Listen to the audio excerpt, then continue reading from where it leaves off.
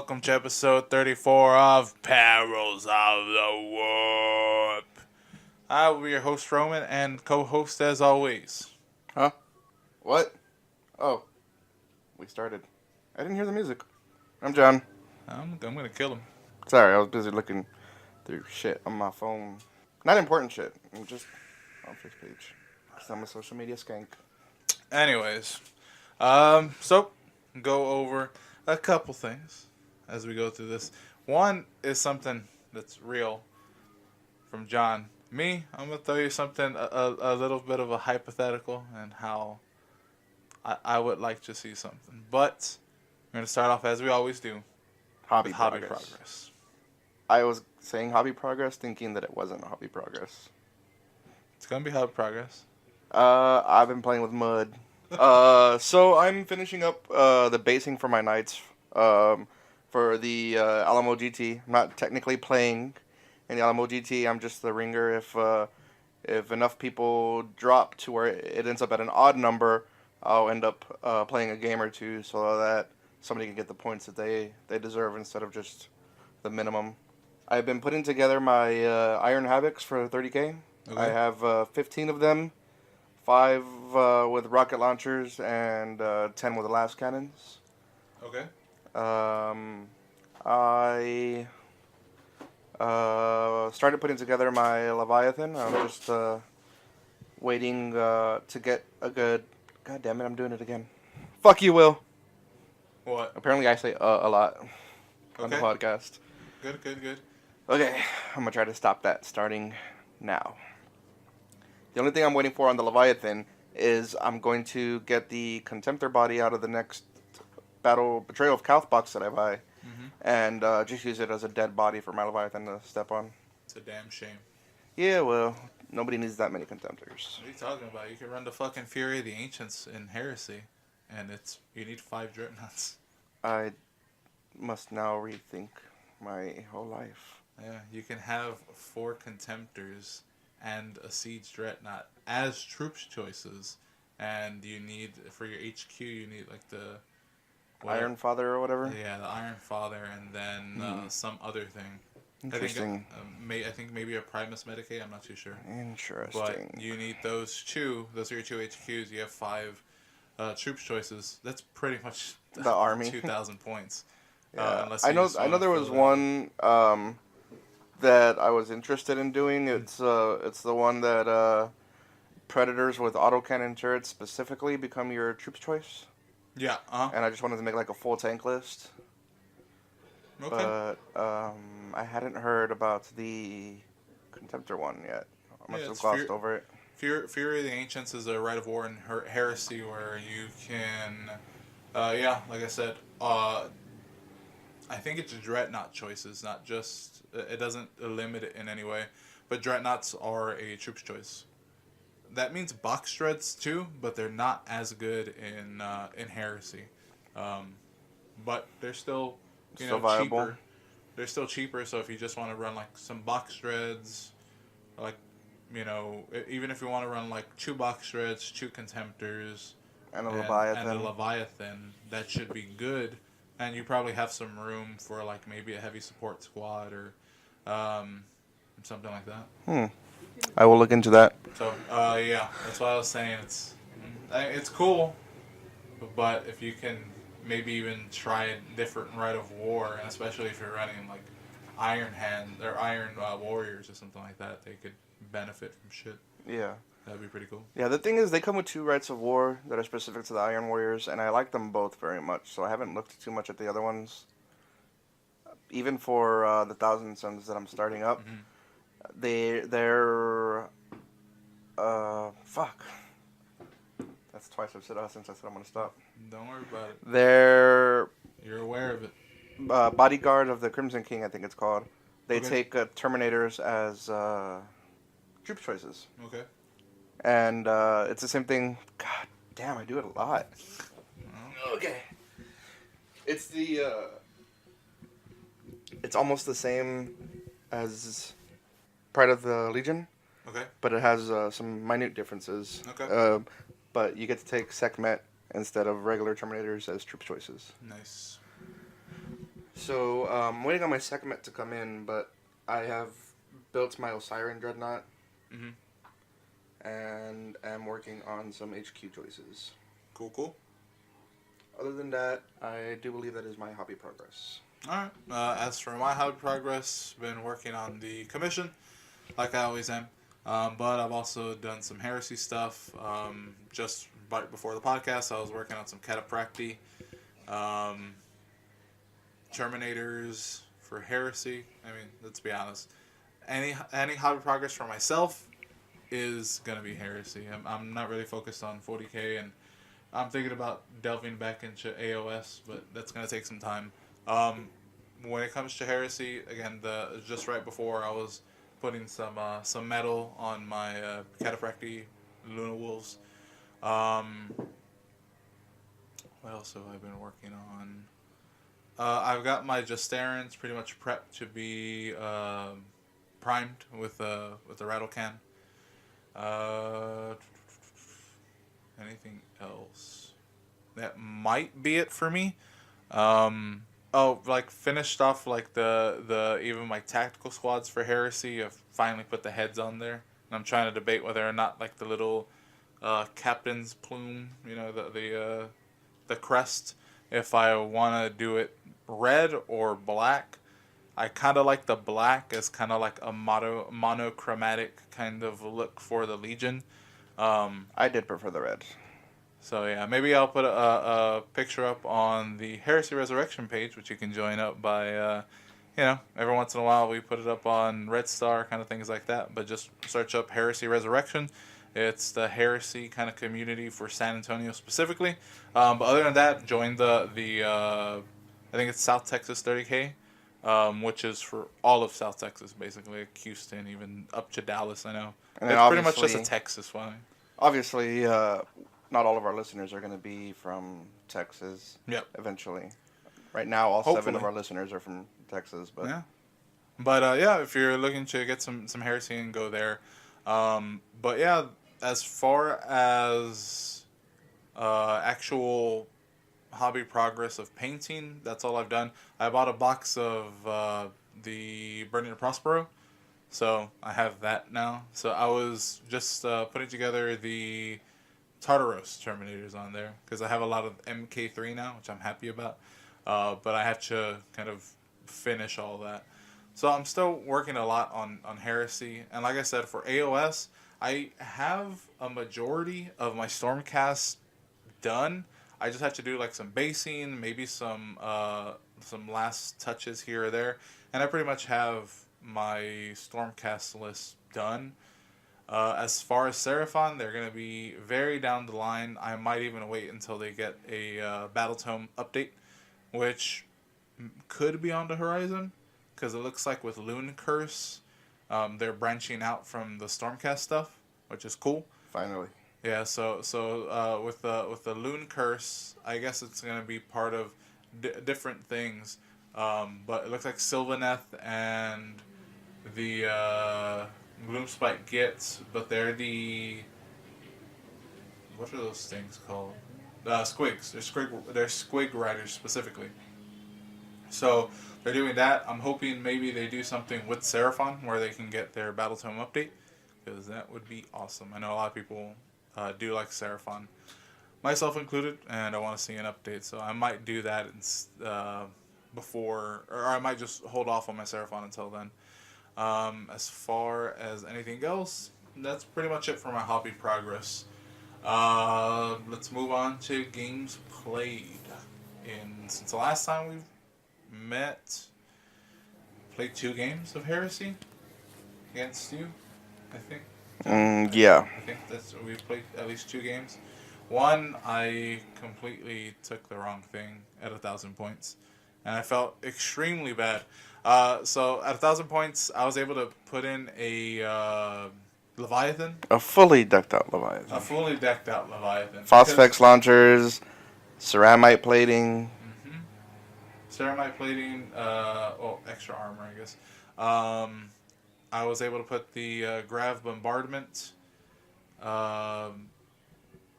the Siege Claw, and Volkite chargers on the carapace, but or not the carapace, what the fuck is it? The hull, I guess. But yeah, I took it at 1,000 points, and it was fucking brutal. Mm-hmm. I thought the reason I even put the Leviathan in is because the last time John had put a Deredeo, and I was like, well, it's probably gonna take me longer to get to this Deredeo now because the mission's gonna be different.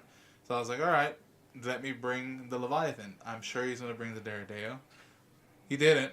He just said, no, I'm not gonna do it. Even though I told him, put the Deredeo or get a Contemptor at least off of the wall and put it in, sub it in so that we can have something. Because I already knew, like, I was like, oh, fuck, he doesn't have the Deredeo. I might just stomp on him. And it did. I took out in the second turn? Third turn, maybe? No, third turn. Second or third, I can't remember. I pretty much wiped out his... I think it was turn 3. Turn 3. I was able to wipe out his warlord and his special bodyguard that was with him, and like with one of the Phosphex things. I was like, oh. And then that grav cannon took out attack squad and my Sekhmet Terminators. Yeah. So it was brutal, and I felt so bad because I was like, God damn! Like I knew the Leviathan was good. Like there was no doubting. Yeah, and you know, I didn't blame him. Neither of us had ever played with a Leviathan or against a Leviathan, so we didn't know what the fuck it was. No, I understood it was good. I didn't understand it was fucking brutal. Yeah, and especially at 1,000 points. So probably I'm going to put a kind of a little bit of a ban on Leviathans until we probably get to about 1,500. I think 1,500 would be okay because that's at least 300 points. That's a big chunk of your shit. But you can now start taking like multiple Contemptors. You can even take a Leviathan yourself. You can start taking multiple Terminators, things like that. Yeah, because I mean the last time we played that we told y'all about, I had the Dordeo, Roman had the Contemptor. Yeah. And they were pretty evenly matched. Mm-hmm. My Dordeo had Plasma Blasters, so it was only strength 7, even though it was a large blast template. Once it got to Dreadnought versus Dreadnought, they were pretty evenly matched. Yep. But that Leviathan was just... It was an rapey. entity unto itself. It was rapey for sure. But in this week's match, it was pretty good. Now I do have to say that John had first turn, and I was able to seize. Mm-hmm. That's like the first time I've ever been able to seize on anything. The seizing is incredibly hard. I don't know if it is for anybody else. Maybe people just have better luck with it. I am fucking terrible with rolling sixes. So it was pretty bad.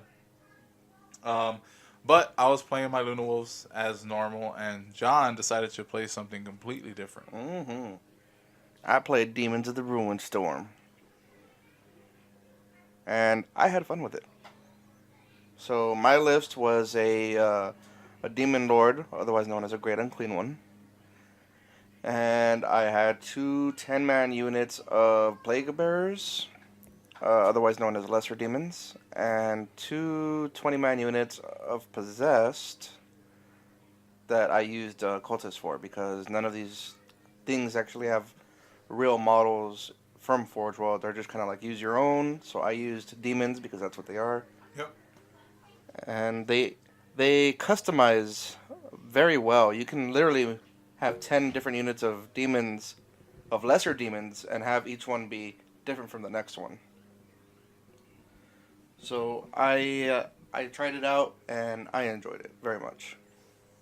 It was a very different style of game. But I had a Praetor, which, fully decked out. You should know what that is.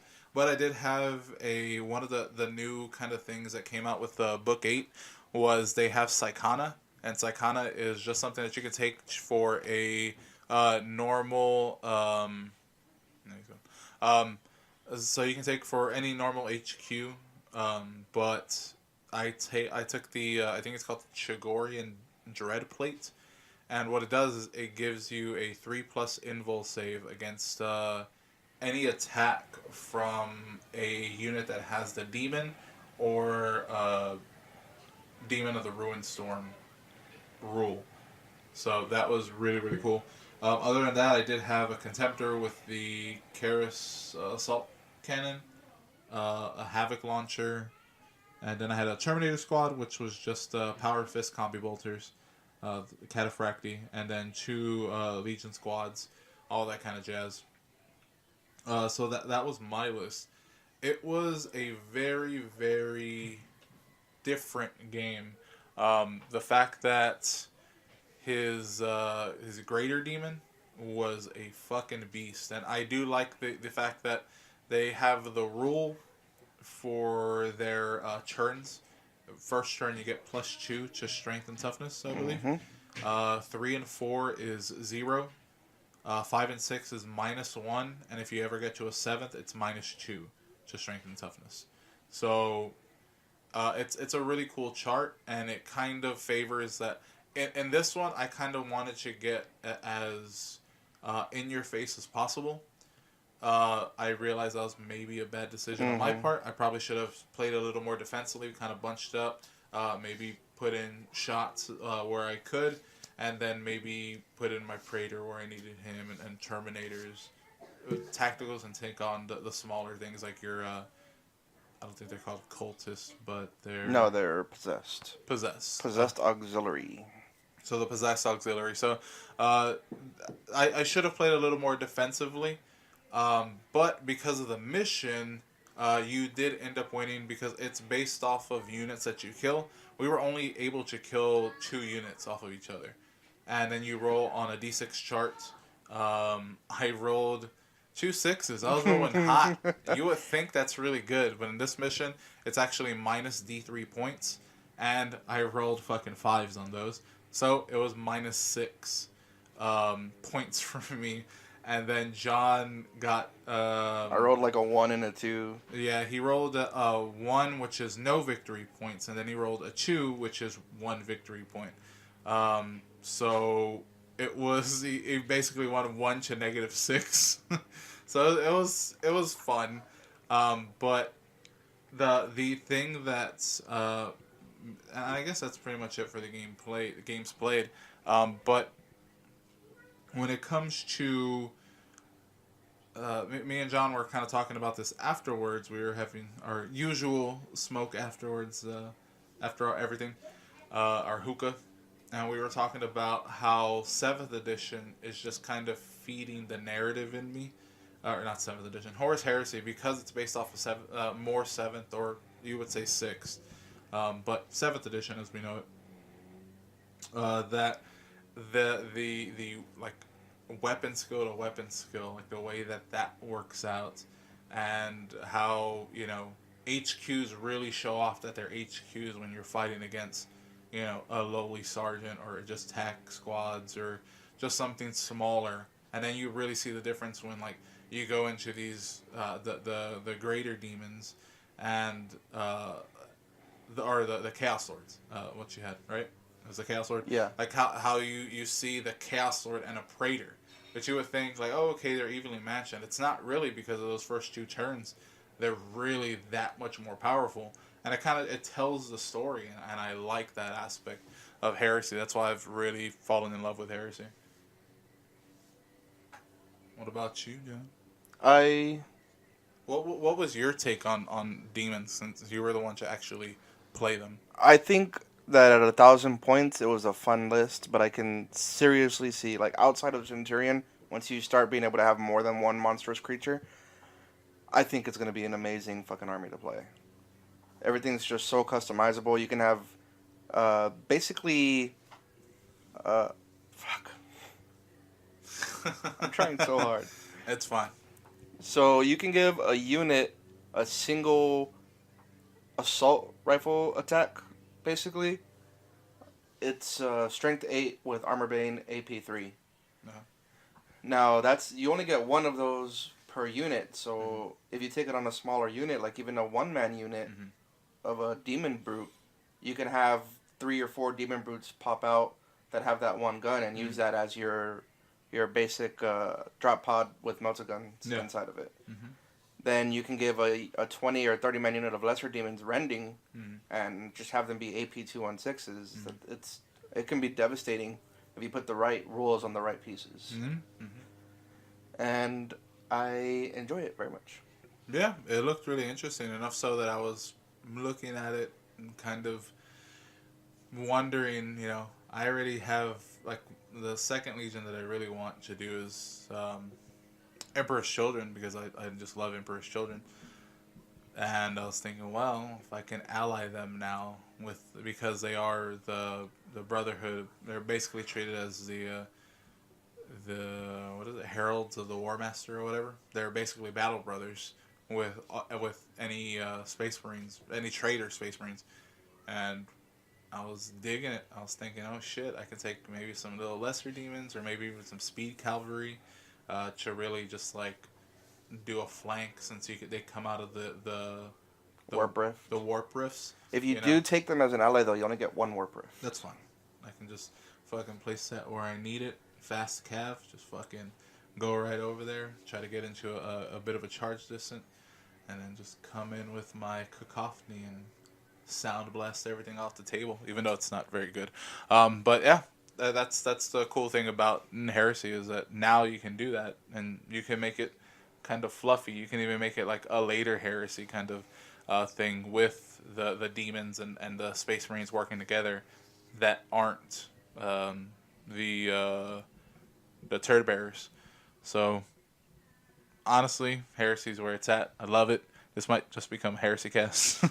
Or I would want it to be a Heresy Cast, but I think John will have a few choice things to say about that. But that's pretty much it for games played. What about... mine is just kind of a flight of fancy. So why don't you go with yours? What I wanted to talk about, and it's going to be more demon stuff.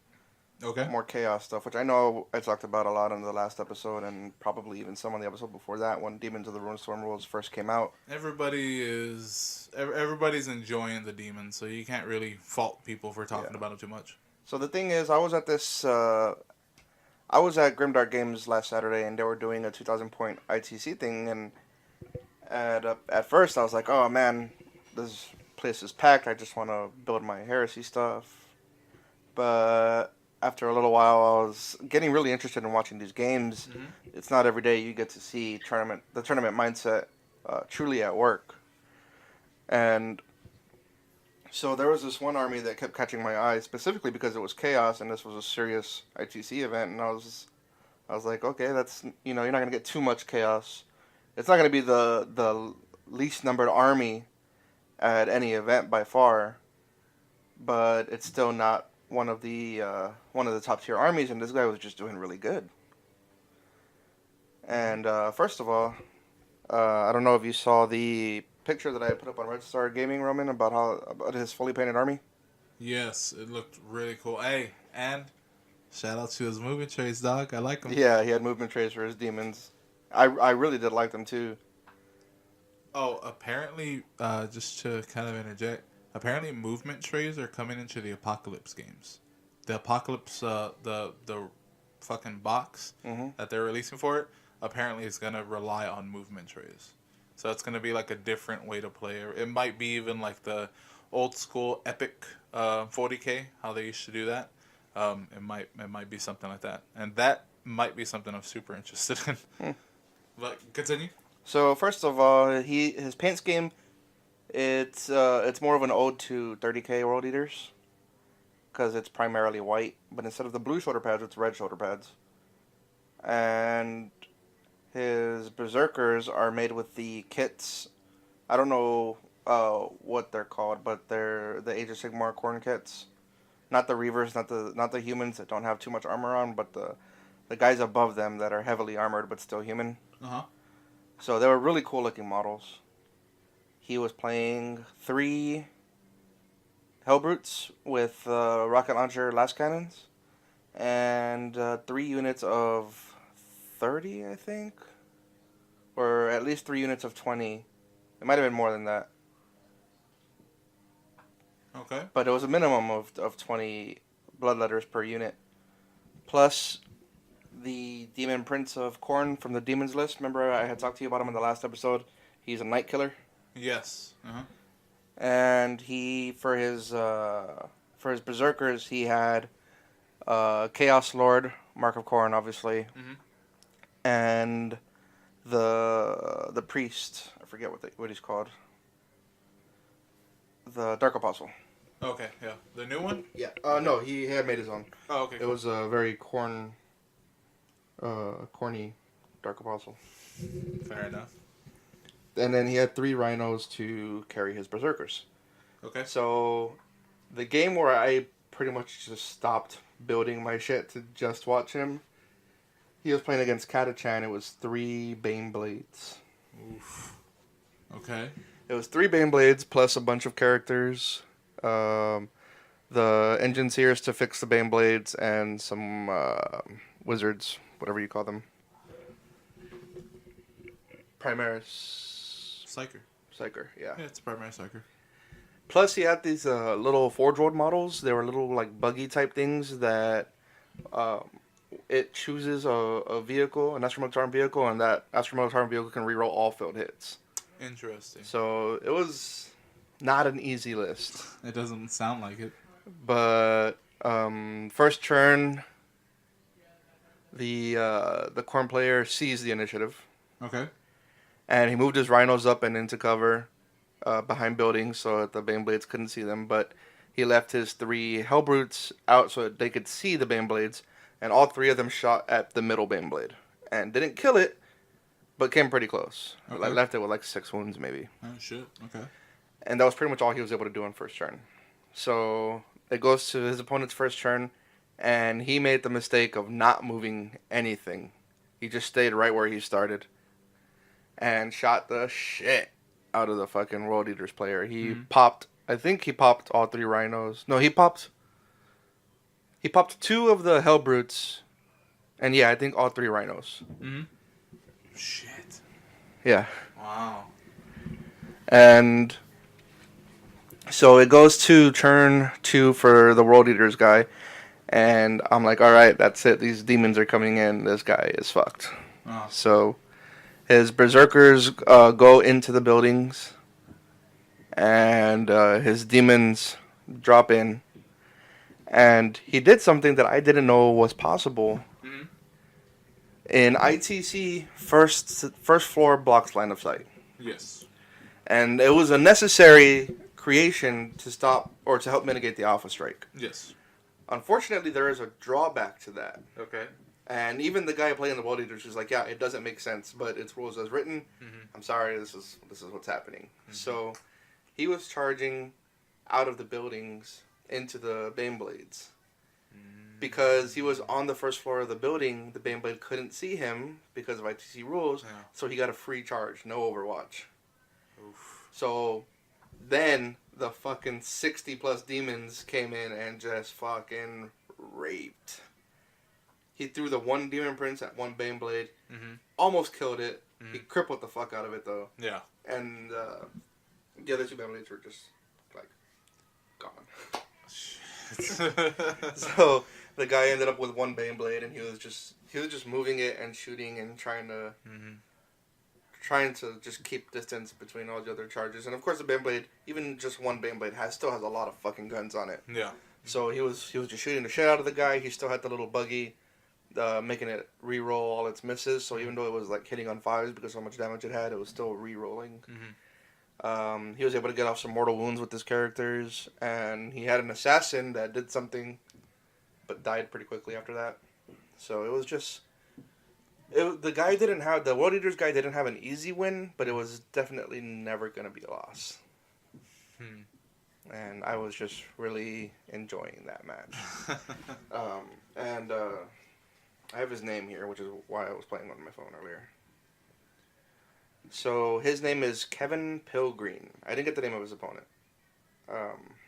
But Kevin Pilgreen, your army looks nice, and you played great. Yeah. I mean, and maybe that's, I don't know. 40K is just such a weird thing for me right now. I'm not the competitive guy, but I can at least like admire like what people are doing, like the way that mindset works. I do like it, but I can just never get into that mindset because I'm a fluff guy. I'm like, I gotta fucking take this master because he's fucking. Look at him. He looks cool. Yeah, and then like yesterday, I was talking to Andrew Chaplin. Well, I was telling him like, hey, your custodies can all be used in 30K. Yes, sir. And we were talking about it, and it just came out of my mouth. It was like 8th edition is just a tournament scene. That's all it is anymore. If you want to actually have fun and have a long back and forth game where you're not going to know the winner until the end, that's where 30K comes into play. Yeah, and not to say that 40K can't be that way, because you can obviously like play like open war and things like that. And I guess it would just depend on the person you're playing with. You know what I mean? Sometimes like with me and you playing 40K, we've never fucking played a competitive game. Oh, we played one. Yeah. And it was just like, okay, I get it. But it still wasn't like, awesome, I want to play more 40K. I was kind of like, that was a good experience. What else can I do? You know what I mean? So, it's just hard for me, just because I'm just not that kind of player. But I can easily watch it. Maybe if I'm there. I can't watch it on Twitch. Like, when people play... weird thing is, like, I'm a fighting game fan. So, like, I can watch people play video games and things like that that I understand on Twitch. But when it comes to wargaming on Twitch, I have no interest in it. Because I'm, like, about the fucking models. And they usually have the top-down view, which is... You can't see the models, you're just seeing them kind of move. And, like, you're seeing the strategy aspect. And I didn't give two fucks about that. I just want to see the fucking models, and I want to see, like, okay, let me see these rolls. Oh, those are fucking terrible rolls. That's why, like, bat reps are more my style than the Twitch thing. No disrespect to anybody that likes it. It's just, it's not my deal. I can't do it. But is there anything else you want to talk about that ITC event? No. That was just watching that game was just great. I think David came in first place, which is no surprise. Yeah. That dude has a fucking tournament mindset. Very much so. That's why, like, maybe we should poke his brain on one of these podcasts, get him on, and I want to, and hopefully do that. He's got some more custodies coming his way. Bastard. I didn't ask you for your custodies because I thought you wanted them. I did want them. Like, I did, but I was just like, oh, maybe David can get me a fucking Sky Hunter, what is it, the Scimitar jet bike? Yeah. And, if I add maybe another one to my order, I could have my Praetor and my regular dudes, and it'll be all fucking good. Yeah, and he was, when I put up the picture of you with the Burning a Prospero box, yeah, he was all like, looks like somebody has extra sisters in custody. I was just like, fuck you, stay away from my sisters. I think I've traded him the last 2 sets of sisters that I had, and I have no sisters, and I've always wanted them. Well, you at least got 5 from me. Yeah, and 5 from the Burning a Prospero box that I just bought. So there you go. You got 1 10 man. Yeah. Or 10 woman. But yeah, I honestly haven't even really looked at the talents of the Emperor in Heresy, so I don't even know what the fuck they can do. Like, I really haven't seen sisters. I'll probably look at them, after this podcast. But I mean, they're just not a super, like, they're not a super interesting part to it, because I like all the Space Marines bullshit. But yeah, getting onto the topic of, like, Heresy, and of course Heresy is made from Forge World. They have it's succeeding. There's a lot of people that like Heresy. I had this idea, and this is going on to my topic, where this is kind of a hypothetical, and Forge World, GW, whoever, if you're listening, I think I have gold here, and I think you should listen up. So, Age of Sigmar is doing fucking fantastic. Everybody loves Age of Sigmar. Even I love Age of Sigmar. Even with a simpler rule set, I think there's a lot of stuff there, and the models are looking fucking awesome, right? But every time they talk about Age of Sigmar, they no matter what, always talk about the fucking old world. They always talk about what is it? I think it's Malice was the world of the old world. So why not kind of capitalize on that? Because there is people like me that played 40k, found heresy, and I honestly don't look at 40k much. I look at heresy now. So there's these people that were die-hard Warhammer Fantasy Battles guys that just did not transfer over to Age of Sigmar because they were like, "This is not the game for me." Maybe the rule set for them was not there. The lore. I will admit that the lore for AOS was tough at the very beginning. When it was the Realmgate Wars, there was the Realmgate War. I think it's the Battle of Azir or whatever. It's the first book. It's kind of tough. It's short, but it's kind of tough. After that, you start getting these like there's no cohesive story. It's just there's different battles for the realm gates. So you're following this order of Stormcast, this order of Stormcast, this chamber, this chamber, this chamber. It doesn't matter. So, but they all kind of have like their own story that kind of follows throughout the books. Sometimes they end in that one, but the lore was tough. The lore for the old world is still fucking great. It still holds up.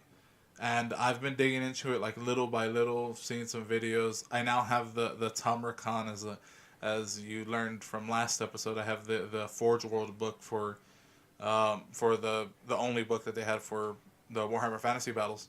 So I was thinking, why don't they just rebrand it? Why doesn't Forge World take the old world lives? Why don't they just take that the old world still lives? That you can have AOS just like you have 40k at GW. You can still use some of those models into the new thing, which I kind of just saw it as Warhammer the Old World. Just simple. Everybody knows it as the Old World. That's what it should be. Or just title it fucking the Old World. They don't have it. Do they have it? Do they actually have it as Warhammer the Horus Heresy? No, it's just the Horus Heresy, right? Yeah. So just put the Old World. And in the Old World, you have this. But here's the thing. You don't have to bring, like, the thing that people were complaining about is like, oh, fucking square bases, it's fucking bullshit, now I need movement trays. They're already making movement trays in Apocalypse. And they're square to, they're circle to square. I think. If I've seen the leaks for it, they're just kind of strips. Why can't you do that for Forge World? You sell those same things, right? Which people that want you can sell those for GW and Forge World, whatever. So everything's now on a square base or on a circle base that you can put into a square peg, basically, and that's the way you move it. It's still rank and file, but what you do is you don't use the eighth. You can use the 8th edition rule set. Or some people really like the 6th edition rule set for Warhammer Fantasy Battles. Just kind of maybe make something in between there, just like they did with the Heresy. It's a more of a combination of 6th and 7th, more than just strict 6th or strict 7th. There's kind of like a little bleed over in some rules. So why not do that for Warhammer Fantasy Battles? You can keep all the old armies that transfer to AOS. You can even use some of those AOS models, whatever, if you want to do like the modeling. And what they do is instead of having like the Horus Heresy where they had the campaign books and all that kind of stuff, maybe don't do that just yet. Maybe do what 8th edition did, because it was a smart idea. Have these indexes, or what they would call the Grand Alliances, or like the Alliance of Men, the Alliance of Elves, like kind of take it back to the end times where you can take those kinds of things, like the sort of pseudo Grand Alliances or race alliances, and keep them there. And you just have kind of the same rule set. You have circle bases. You now have circle movement trays that kind of work the way that they should. And you can even make, Forge World exclusive models. You can even make those the Forge World exclusive models for AOS, or the ones that they transfer to AOS. They're from Fantasy Battles. If you bring something to that, that'll bring more to those specific models, and you can even make a little more. So first of all, if you like my idea, or if you have a suggestion or anything like that, put it in the comments below. If you're listening on YouTube, if you're listening on any other source like SoundCloud, iTunes, or your favorite podcast catcher on Android, go ahead and send us an email. It's citypod88@gmail.com. In the subject line, just put Warhammer or Fantasy Battle, something like that, just so we know it's for this show and we know what it's concerning. But what do you think, John? I was not around for Warhammer Fantasy. Um, I don't know too much about it. By the time we got into Age of Sigmar, it was already Age of Sigmar. Yeah. But if I can use pieces that I already have for Age of Sigmar Mm-hmm. and not have to change my bases, I wouldn't mind. And that's why I'm saying like that. Like the they're still using the fuck out of the IP. Black Library is even reprinting old Warhammer like fantasy books, like the old ones. They're reprinting them. Why? Because people want that. They like it. They don't. The Age of Sigmar lore for some people just doesn't catch them. And there was a lot of people that once they switched over to AOS, they just fucking they didn't even want to look at it. They put it in their closet and they never looked at it again. So why not capture those guys again by releasing this rule set, right? Where you mix and match what you want, or maybe even make a brand new rule set. You can even make I have the Tamarcon book. That book could possibly still be valid, or you can just update it whatever you need. But what you do is you do race alliances, just like in End Times. In End Times, all of death was one thing. Like they made the actual grand alliances. Why can't you do that for races? Like all the elves all together. You can just reuse a lot of that stuff and make it as the old world, like everybody knows the expiration of the old world. Or you can even possibly do like a little alternate, like a lore thing where Archeon didn't wasn't able to bring about the end times. You know what I mean? You can do things like that, and I don't know. I think that would maybe bring like even something more that people would want. And because of that, you can even bring back like Necromunda. I mean, you don't even have to bring back Necromunda. Apparently, Necromunda is still like a pretty thriving game, even 20 years after it's been released. So, apparently, like in Finland or something, there's gonna be like a 20-year celebration. That's like a whole campaign Necromunda for a whole bunch of people that just show up. So, it's going strong.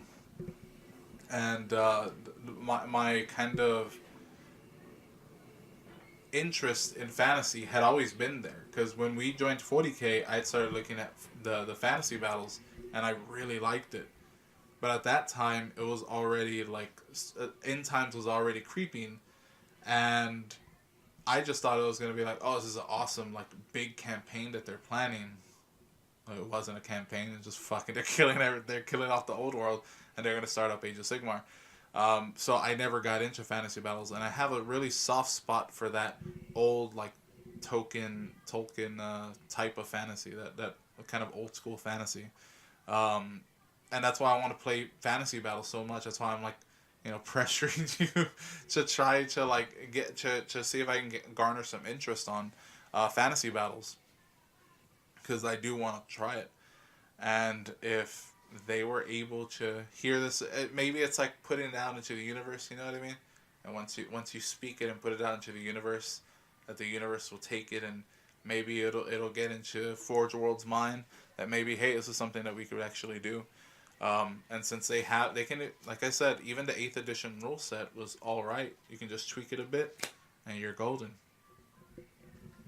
So, if you like my pitch, go ahead and take the GW, take the GW survey, and in the comments for AOS, just be like, hey, Why don't you do a Heresy type of Warhammer Fantasy Battles type thing? Why don't you do that? Why don't you work with that kind of stuff, huh? But I don't know. Maybe Forge World has their hands full with all their specialty games and Heresy at the moment. So I'm just putting it out there. I would love to do this. Well, it does look like Forge World is releasing a new model available in both 30K and 40K. Yeah. We got the new armigers. Mhm. Now, the reason why me and you were suspecting they were Forge World models was because of the carapace and the claw. Yeah. So, I mean, they're doing stuff. They're not sitting stagnant. No. And that's the cool thing about it is that I think Forge World may have been thrust with a lot of stuff at one time, and I think Forge World is now getting back into the rhythm, like where they can do what they really set out to do, like where they were really concentrating on heresy and things like that.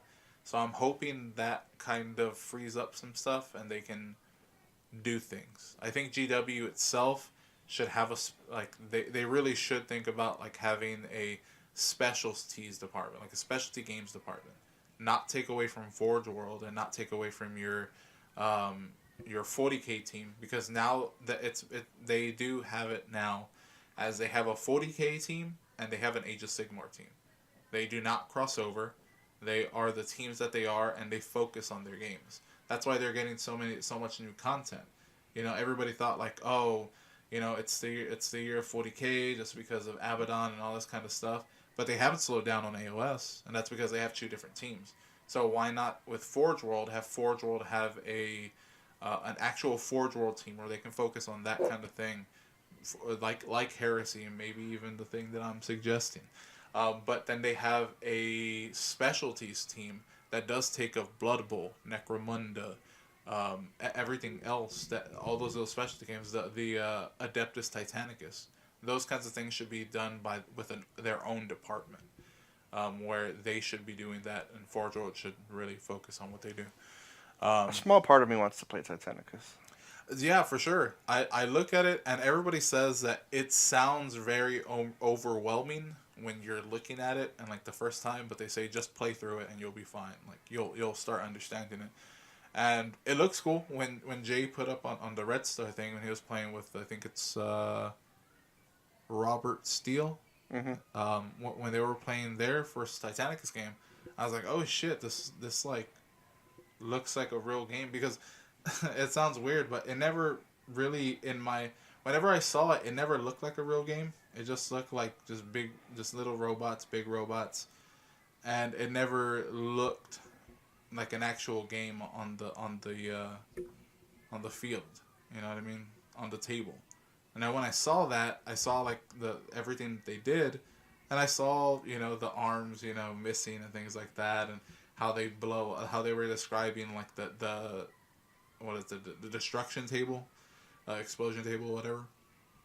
That sounded really cool. So I don't know if I'm interested in the price tag of Adeptus Titanicus, because it is pricey.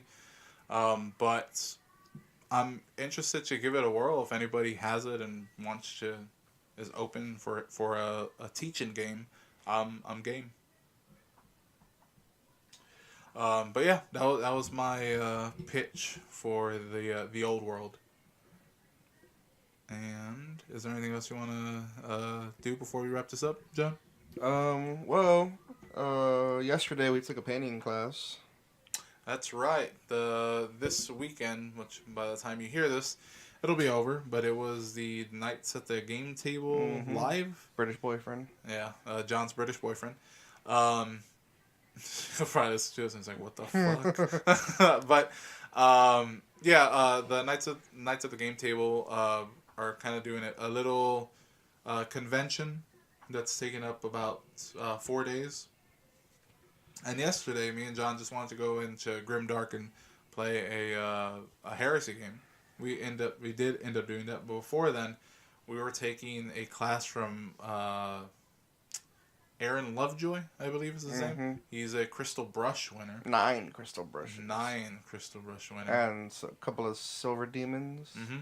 And his fucking paintwork is fantastic. And he was just showing us advanced basing. So, actual bases, model bases, and how you can make them interesting with just very little work and some very little paint, to be honest with you. Mm-hmm. But using like the true brush technique, which I'd always heard of, never tried, never even really seen, just heard of. But now I've seen it, and I think, well, maybe I could do it, or maybe it's something I Yeah, could try and my it's hand at. definitely like because the bases he was working on, he had primed lead belcher, or he primed them black and painted them over with lead belcher, which is exactly what my Iron Warriors are, and the techniques he was using, I was like, fuck basing, I want to use these on my fucking Yeah, Marines. and that's the thing is like, yeah, that could be used for regular Marines too.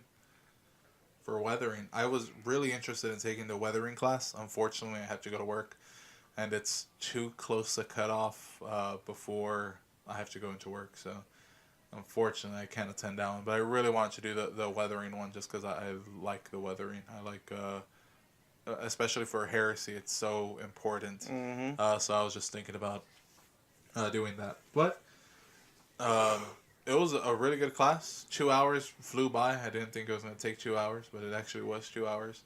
Showed off, some interesting things with the tube brush technique and using different things that you wouldn't expect, like using the like a gloss varnish to add some more depth to the basing, and how you can even apply that to different models. So it was really cool. I know that they were recording it, so eventually it will go onto the Knights of the Game table. Whether or not it's going to be a free video or they're kind of exclusive No, I kind think of they said it was content. going to be free. Okay, so there you go. It's going to be there, and you'll see the simple things he was doing and how fucking awesome it looked. Yeah. Yeah, it kind of looked like he was just making a fucking mess, but the end result was fantastic. Mm-hmm. Very much so. Was there anything else? Yeah, I think we're about done here. GW's making action figures. What, the pop? No, not the pops. Oh, they're actual Yeah, figure actual figures? action. Oh, you haven't seen that? No, no. Oh, okay. So actually, they are making action figures, and they showed a size comparison to the model, and it's like, Is it just like a regular 6-inch figure? I The basic 6-inch I figure? don't know that it's 6 inches. It seems maybe a little bigger. 7-inch. Oh, okay. Says right there. But yeah. But if you scroll down, they have some chibi characters, and the Mechanicum one looks pretty fucking cute. I like of course, I like the Inquisition, what is it, a witch hunter? I don't know what she's called. An Inquisitor Greyfax? What is she? Oh, Greyfax. She's the named Inquisitor that came in the Triumvirate. But she's just but that's just an Inquisitor, right? Yeah. They don't have it. It's just that style of Inquisitor. It reminds me of the witch hunters from the Warhammer Fantasy. So that's actually pretty cool. Are they gonna be unpainted like that, or are they gonna be like fully painted action figures? I don't know. I mean, these guys are unpainted, so. I wonder if it's gonna be actually painted or not. Maybe I'll take a look at the actual news there. That's one thing that we've tend to shy away from now on this podcast is the news. Mainly because you already know the fucking news. You're up to date, and by the time you hear this, you don't want to hear old news, unless it's a lot of news like the Adepticon, that kind of stuff. Which apparently is going to be a Warhammer Fest next weekend, possibly even this weekend, I believe. Oh shit, it could be this weekend. So apparently they're going to show off more stuff, more than that the new Armiger variant. Yeah, and again, y'all already know, Mm-hmm. y'all have seen what's coming out. But Exactly. I just want to say that I am particularly excited for the Space Marine Heroes Death Guard. I might buy a fucking brick. I'm sure you will. They're what, I think $8 individually. Yeah. And there's like 12 or something in there. So 8 times 12. A lot. About $96. So not bad. Yeah, really not. $100 and you at least get 12 different models. Mm-hmm. So you can easily pay less, but are you gonna get special, cool, unique posed figures? I think not. Plus, it's Death Guard. I don't give a fuck. I'll buy anything for Death Guard. Oh, closing statement. Fucking Nurgle is just the fucking asshole god. Jesus Christ. The fucking The amount of rerolls you get with Nurgle, even in Heresy, is just Yeah, because if you stay within a certain number of inches from your warp rift, you get to reroll your invulnerable saves, yeah. and Well, then you get your feel no pains. No, well, the key difference for demons of the Ruinstorm against other demons is they actually have a 4-up save. Mm-hmm. So they have at least a 50-50 save. Yeah. So that's good already. Plus, if you take the right wear gear, you can get up to a 3-up save. Exactly. So then you can improve that. And if you're near your Warp Rift, you get to reroll that. But if you're Nurgle, you get a fucking feel no pain. And if you're near the bubble, you get a fucking reroll on it. So I'm like, God damn, it was so hard to get through anything. Yeah, even the warlord trait is reroll your failed feel no pains and it will not die. I was like, all right, fair enough. But the you know what? I have a play play of the week or whatever. It was my Praetor one shotting his John's Nurgle Chaos Lord. Yes, unfortunately, as amazing as we just made demons sound with the rerolls and the rerolls on the rerolls, demons have, aside from their strength and toughness chart, which degrades the longer they're on the field because they're kind of hazing in and out of reality. That's fluffy, and I fucking love that. Mm-hmm. Aside from that, they have a major fucking weakness, and that's insta-kill. Oh, insta-kill will fuck up a whole demon army. Mm-hmm.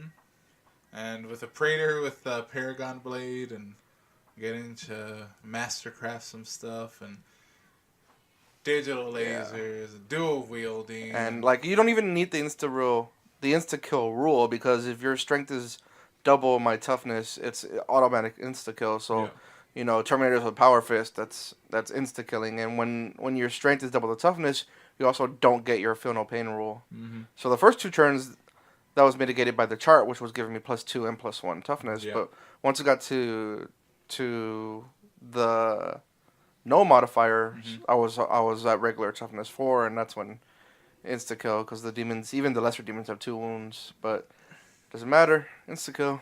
That's their biggest weakness. Yeah. So it was. That was just an awesome little thing, because we were going back and forth for about 2 turns, and finally I was able to get the one little, one wound through, and it was just what I needed. So that was my play of the week, play of the game, play of the Perils, whatever the fuck. But in any case, thank you for listening to Perils of the Warp, episode number 34. I don't know. We said it at the beginning. We said it at the beginning. My bad. But we hope that we hear from you, especially, come on, let me know if that fucking, Warhammer Old World, let me know. Tell me he's stupid and his ideas are stupid, and that's why nobody likes him. That's true. No one does like me, but I think it's just because I smell. But either way, thank you for listening. Oh, and the next episode will have already been after the Alamo GT, where we're judging and stuff, so we'll have plenty of Alamo GT juiciness for you. Oh, that's right. Me and you're going to be judges. Fuck, I got to read up on the... I'm just going to print out all the facts. So. Yeah, I got to do that too. But I got to actually study it so I can have it in my mind. Yeah. But either way, thank you for listening. I've been Roman and... I've been John. All right, and see you in the warp, buddies. Bye.